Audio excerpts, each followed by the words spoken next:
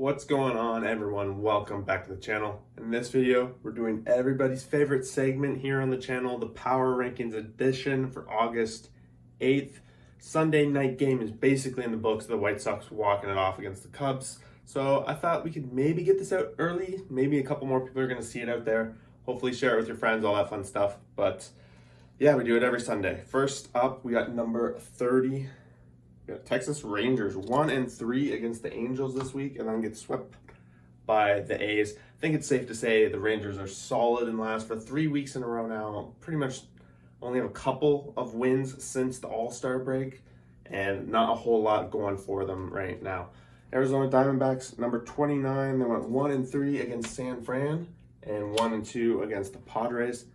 They have a couple of good things going for them as opposed to the Rangers, at least Zach Gallen, Bumgarner, and other pitchers for them, Morel Kelly, making for a solid rotation. They got some trade back for trading off Escobar, so they made some steps in the right direction, in my opinion, but still very much last place in that division. Number 28, Pittsburgh Pirates 1-2 against the Brewers, and then they got demolished 4 games by the Reds over the weekend. They're not getting back in it, and now in this bottom row, I think they've fallen down a little bit. A couple of these teams ahead of them now, I think, in a head-to-head battle would favor a little bit better. They at least pick up wins against the topper teams, where the Pirates still looking for that first sweep of the season, so they're definitely number 28. Number 27, on their way up, probably a high 27, is Kansas City Royals, 2-1 against the White Sox, and 0-2 against the Cardinals. The other game they had going on was still on a delay, and I don't want to wait for just the Cardinals and the Royals game to really finish before I update this. So I got them 27. A lot of issues with their rotation, of course. Their bats do have a chance once in a while, but on a given day, I don't think they're a very good team at this point. Number 26, very solid in this position right now, 1-2 against the Yankees.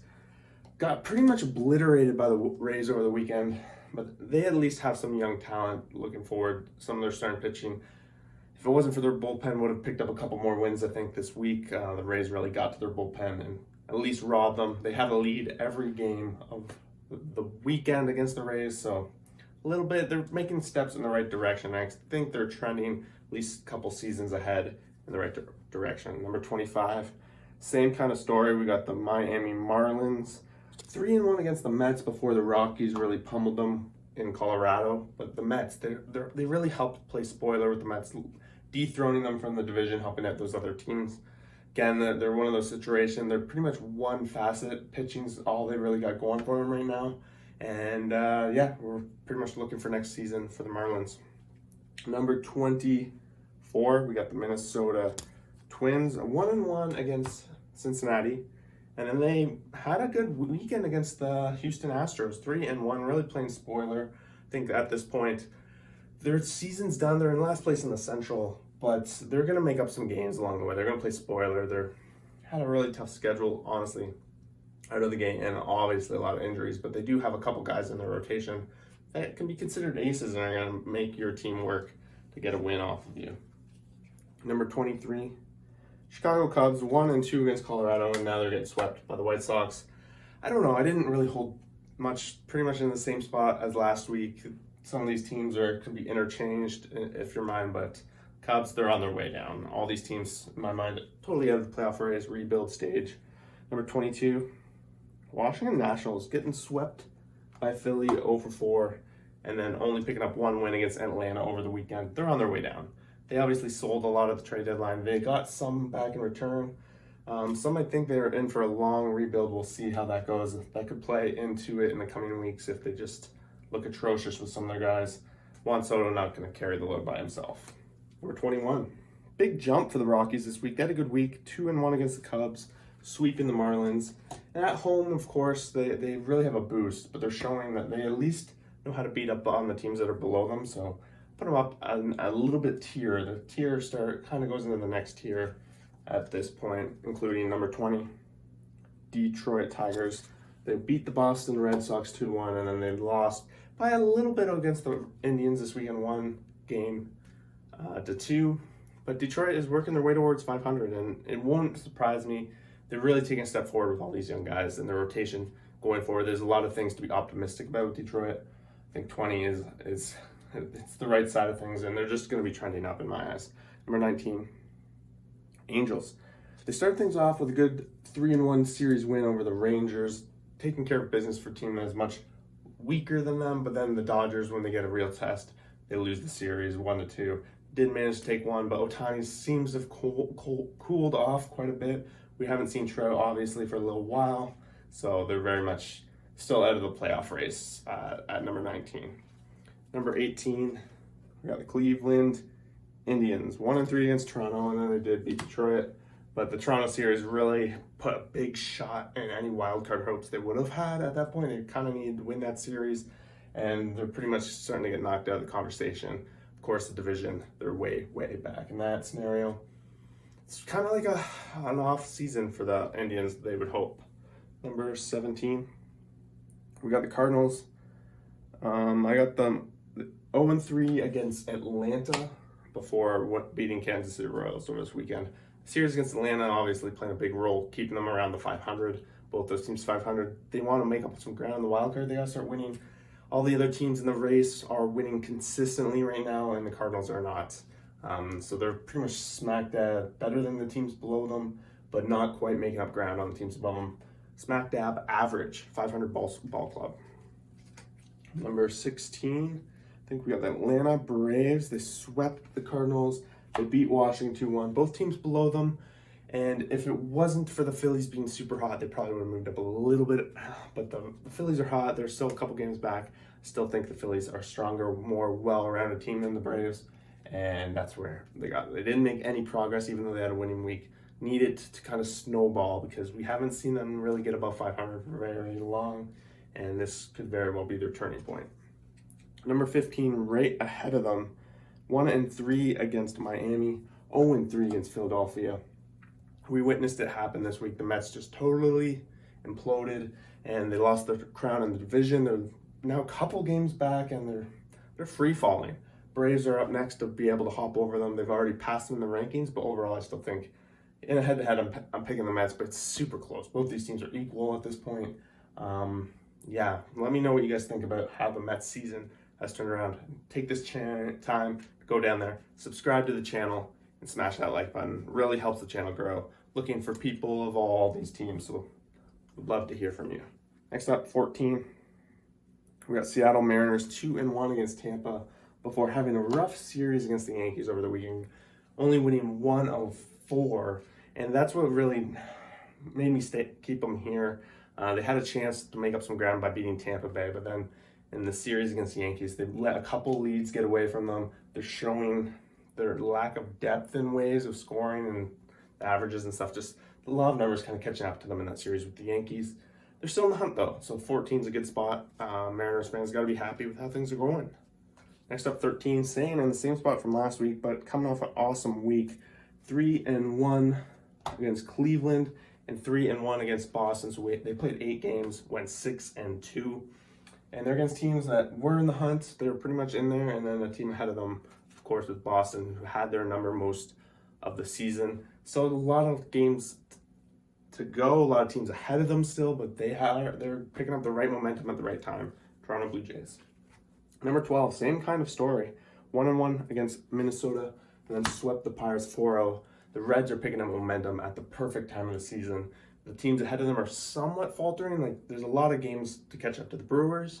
However, the Padres are more in reach right now. And considering how strong that West is, the Padres are going to have a much tougher schedule than the Reds would, as we saw this weekend with them playing the Pirates. Number 11, on a huge winning streak right now. 7 games, all of them won this week. 4-0 against Washington, and then swept the Mets. The Phillies are on a run. They made some additions at the trade deadline that really helped address some of their weaknesses, specifically with the rotation, giving it a little bit more depth. They added Kyle Gibson. He's performed pretty well. They had a bullpen game this week, maybe 2. Both of them went pretty well. So the Phillies are now sitting on top of the division. They're sitting pretty. They still got to take care of business the rest of the way. And Bryce Harper, MVP, maybe. We'll see. Number 10, staying in the same spot, but they're hot. 2-1 against Baltimore, 3-1 against Seattle. Rizzo's paid off. He was on COVID today, but he's definitely paid off as an acquisition for the Yankees. They're right there in the thick of things. And if you're a team ahead of them like Boston, you got to be a little bit sweaty at this point because you've got two teams in your division who are hot. With one basically 8-2 in their last 10, both of them. You got to watch it. You got to be concerned. Wild card and AL East heating up. Number 9, falling down a little bit. 1-2 against Detroit. 1-3 against Toronto. I said it last week that if they continued to kind of struggle, they would fall a couple of spots, and that's exactly what happened. You can't stay in the top 6, top 7, and keep having 500 or sub 500 weeks. And that's what Boston's kind of starting to put together. They got to have some concern that when their pitching's on, their bats are quiet, and when their bats are on, their pitching lets them down. So we'll keep an eye on that and see how they perform in these next couple of weeks. Number 8, San Diego Padres, 1-1 against Oakland, and then they beat Arizona, so added a couple wins, but we all know that division they're in. The other two teams ahead of them, they like to win too. So only picking up 2 games against Arizona and only 1 game earlier in the week, it's not going to hold a lot of water in this playoff race, and right now it's looking like they're going to be on the road in the wild card game. Number 7, quietly putting together a couple of good weeks, 1-1 against San Diego, and then they swept the Rangers on the weekend, which really has it. I made a video even predicting them to miss the playoffs, and they're proving me wrong right now. The rotation's been excellent. Their bats are stepping up.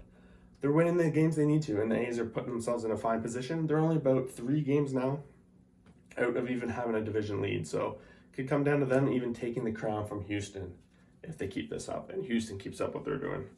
Number 6, Chicago White Sox. Noah probably punished them a little bit. They went 1-2 against Kansas City and before sweeping the Cubs this weekend. They did struggle with Kansas City, and they were on a little bit of a struggle, so I know they have a nice cushion in their division, so that really does help them in the power rankings aspect because these are World Series contenders, and if they're in the playoffs and getting that wild card bye, they're in a safe spot with that rotation and the bats they got. They got to be happy with where they sit. They're having a solid season. Number 5, same spot as last week. We got the Milwaukee Brewers. They beat the Pirates 2-1, but then they had a very key series against San Francisco. At least key for me. I thought if they really walked away with it, it could jumble up this top 5, but they couldn't break through, and they let a couple games get away from them. 2 of the games went to extra innings. The other game went 1-run game. They played San Francisco tough. Both those teams proving that they're tops in the league. Number 4. Got the Tampa Bay Rays, 1-2 against Seattle, and then they swept Baltimore in comeback fashion, but I'm not giving a whole lot of credit there. They did lose the series earlier in the week, like I said, to Seattle, a team that's on the hunt. I see a lot of injury issues that could potentially creep up for Tampa Bay, so that's what has me at them at number 3 instead. Houston Astros, number 3, 1-1 against the Dodgers. They had a rough outing against Minnesota, of course. Minnesota plays teams tough, and we might have been sleeping a little bit on there. Houston hasn't really had a week where they've really underperformed. They've been top 5, top 1 for a number of weeks in this power ranking, so I'm not going to hold one little series against them too much. But of course, with Oakland fresh on their heels, some of these wild card, if they get out of the division and lose to Oakland, these wild card teams can creep up pretty quick. Their cushion is definitely not what it used to be in the top 3. That brings us to number 2. Well, people might disagree with this one. Got the Dodgers 1-2 against 1-1 against Houston, and then they beat the Angels over the weekend.